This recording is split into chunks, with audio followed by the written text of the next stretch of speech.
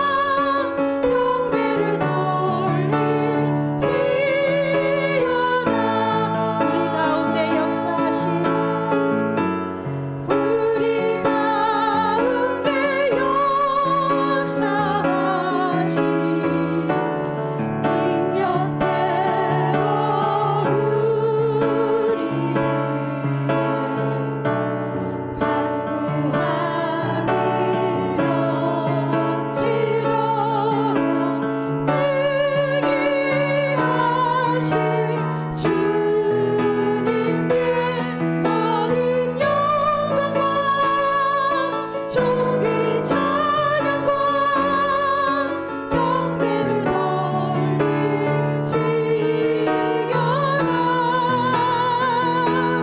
모든 영광과 종기 찬양과 경배를 돌릴지어다. 모든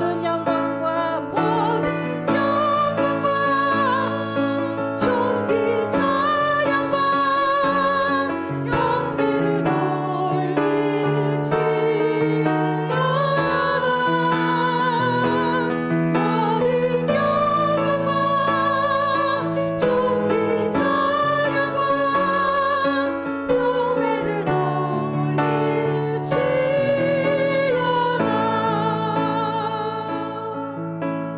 함께 기도합시다. 우리가 생각하고 구하는 것보다 더 크시고 능력 있으신 하나님이심을 믿습니다. 말씀 전하실 목사님에게 성령 충만을 주시고 또 우리 말씀 가운데 큰 은혜 받기 위하여 우리 공동체와 자신을 위해서 함께 기도하겠습니다. 살아계신 주님, 오늘 이 시간에 우리의 기도를 응답하시는 주님, 우리의 생각보다 크시고 능력이 많으신 하나님을 우리가 의지합니다. 우리 참으로 힘있게 도와주시옵소서. 하나님이 하나님 되심을 보게 하시고 우리 문제보다도 더 크신 하나님보다 아버지 정말 우리가 바라볼 수 있는 믿음을 주시옵소서. 오늘 말씀 전하신 목사님에게 성령 충만을 내려주시어서 말씀을 대하실 때 변하실 때 그 말씀의 능력과 권위가 모든 시간 가득하게 하며 넘치게 하시고 강단으로부터 흘러나오는 그 말씀 가운데 아버지 할머니 인생같이 오늘도 이 강단을 아버지 모든 성도님들이 아버지 모인 이곳에 아버지 넘쳐나는 은혜가 있게 하여 주시옵소서. 살아계신 하나님 아버지 우리의 마음을 주님 만져주시옵소서. 우리가 기도하는 것이 아버지 하나님께서 응답하시는 그 시간까지 우리가 끝내 아버지 끝까지 인내하며 기도할 수 있는 믿음을 주시옵시고 결단과 아버지 안 넘어지거나 좌절하거나 낙망하지 않는 그 기도로 하나님을 아버지 감화감동시킬 수 있는 우리가 될 수 있도록 도와주시옵소서. 하나님이 살아계시고 하나님도 지금도 일하시는 하나님을 아버지 우리가 믿고 신뢰하는 믿음을 더하여 주시기 원합니다.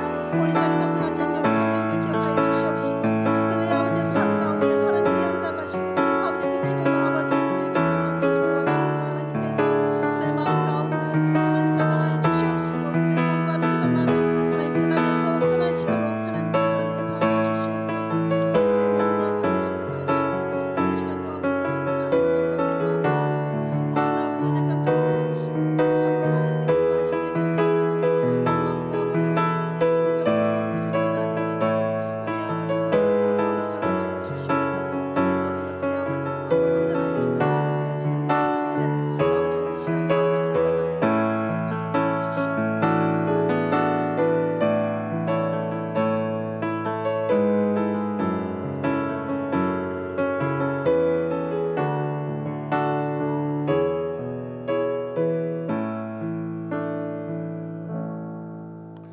사랑해 주님, 이 수요일 저녁에 또한 저희를 불러주시고 또한 주님의 은혜를 우리에게 허락해 주심에 진심으로 감사드립니다. 우리들 마음 가운데 주의 은혜로 가득 채워주시고 우리의 간구함과 부르짖음 가운데 하나님께서 주시는 응답의 은혜들을 경험할 수 있도록 이 시간 역사하여 주시옵소서. 예수님의 이름으로 기도합니다. 아멘. 오늘 우리 함께 나눌 말씀 사사기 9장 1절에서 6절 말씀입니다. 사사기 9장 1절에서 6절 말씀. 우리 말씀 찾는 동안 교회 소식 말씀드리겠습니다. 우리 교회 이전을 위해서 계속 기도해 주시고요. 이번 주 주일날 오전은 연합 예배로 드리고 오후 예배는 셀 모임 나들이로 진행됩니다. 우리 5월 3일 4일 주일에는 5월 3일 4일에는 정교인 1박 수련회가 있습니다. 정교인 신방을 하려고 합니다. 우리 셀장님들 통해서 일정을 조율해 주시기 바랍니다.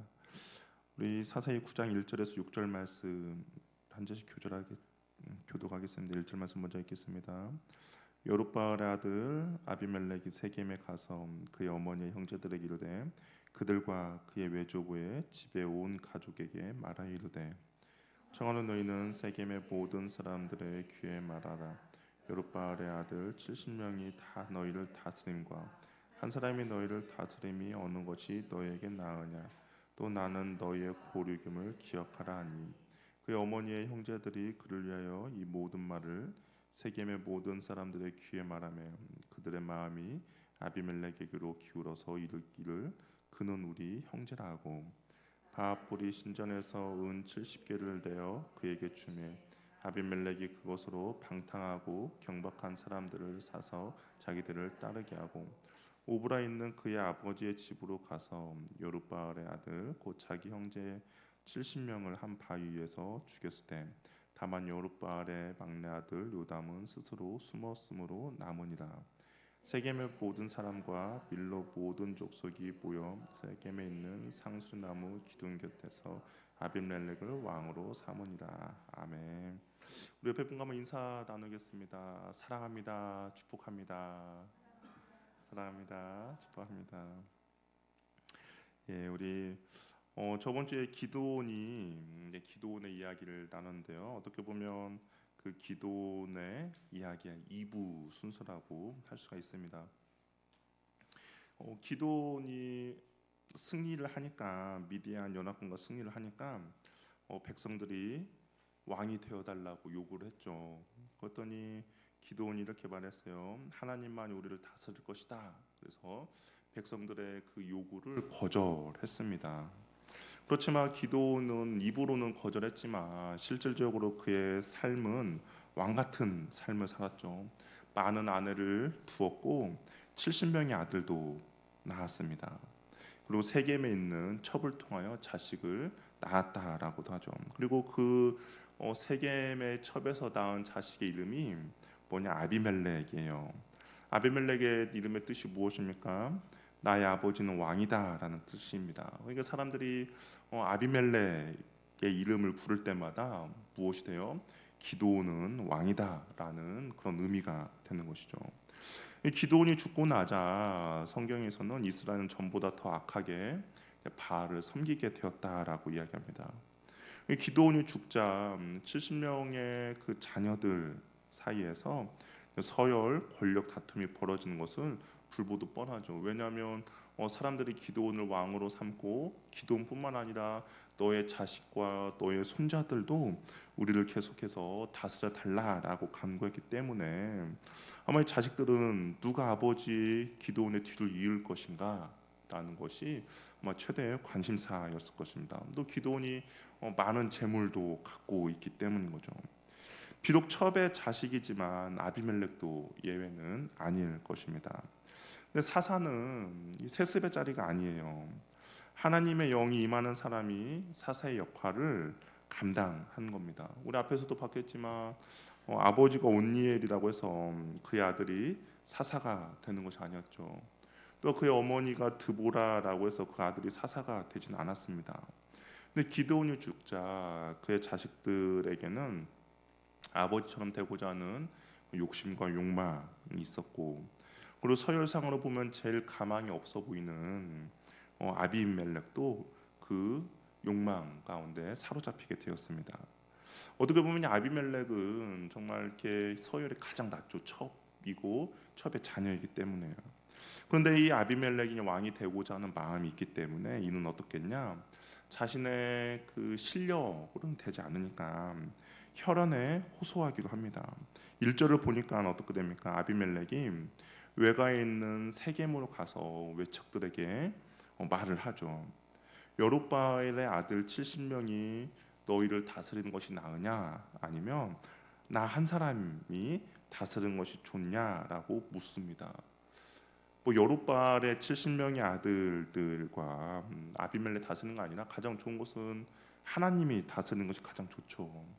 근데 이게 어쩔 수 없는 두 개의 선택지만 줍니다. 그러면서 저는 여러분과 골육입니다. 기드온이 세겜에서 첩을 얻었다는 것은 그가 가나안 사람일 가능성이 많거든요. 이스라엘의 여자가 아니라 가나안의 여자이다 보니까 정식 아내가 될 수 없고 첩일 가능성이 있습니다.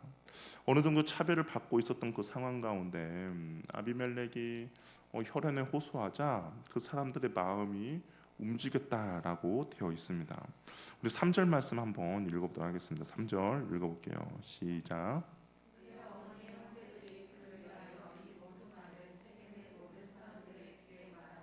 그들의 마음이 아비멜렉에 기울어서 이르기를 그는 우리의 형제라 하고. 혈연의 호소를 하다 보니까 이 세겜 사람들이 아비멜렉에 끌리게 되었어요. 우리가 남이가 우리가 형제라 하면서 이제 아비멜렉을 왕으로 추대하기로 결정합니다. 하나님 나라의 법도와 규례는 온데간데 사라졌죠. 오직 혈연과 지연만 남았습니다. 그런데 이들이 아비멜렉을 왕으로 세운 곳이 어디냐면 6절에 보면 세겜이죠. 세겜에 있는 상수리나무 기둥 곁에 아비멜렉을 왕으로 삼았다라고 되어 있습니다. 근데 이 세겜이라는 지역은 이스라엘에게 있어서 되게 정통성 있는 지역이거든요. 특별히 뭐 멀리 갈 필요도 없고, 여호수아를 보면 여호수아가 이스라엘 백성을 세겜에서 모아놓죠. 그러면서 이런 이야기를 했어요. 나와 내 자손들은 여호와 하나님만을 섬길 것이다. 너희들은 어떻게 할 것이냐라고 물어봤을 때 이스라엘 백성들도 그때 외쳤죠. 우리와 우리 자손들은 여호와 하나님만을 왕으로 섬기겠습니다라고 고백한 것이 바로 그 세겜입니다. 근데 세겜에서 지금 어떤 일이 벌어집니까? 여호와 하나님을 왕으로 그렇게 섬기겠다라고 고백했던 사람들이 아비멜렉을 혈연과 지연에 쫓아서 아비멜렉을 왕으로 세워 주는 것이죠. 그리고 세겜 사람들이 이제 왕이 되려면 아무래도 돈이 좀 있어야 하지 않겠습니까? 그래서 이들에게 정치 자금을 대줍니다. 근데 정치 자금을 어디에서 꺼내서 주냐? 우리 4절 말씀 한번 읽어볼게요. 4절 읽겠습니다. 시작. 70개를 내어 그에게 주매 아비멜렉이 그것으로 방탕하고 경박한 사람들을 사서 자기를 따르게 하고 바알 브릿 신전에서 은 70개를 내어줬다라고 되어 있습니다. 이 바알 브릿은 이 바알은 우리가 다 아는 것처럼 그 신이죠. 브릿은 언약을 맺다라는 겁니다. 그러니까 바알과 언약을 맺었다라는 그 신전에서 그 은 70개를 내어 아비멜렉에게 준 것이죠.